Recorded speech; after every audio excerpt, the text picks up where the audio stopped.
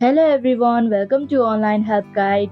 Today in this video, I'm going to show you how to log into Sidra Bank account online. So without any further ado, let's get started. First of all, open up a web browser.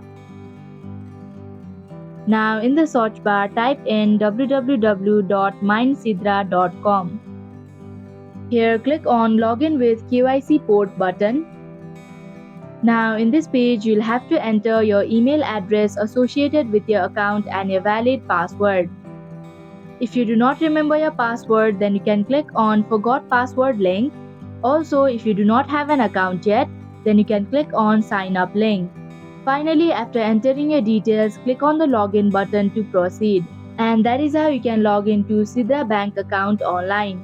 Thank you for watching Online Help Guide. Hope this video was helpful. If it was, then hit the like button and comment down if you have any questions or feedback.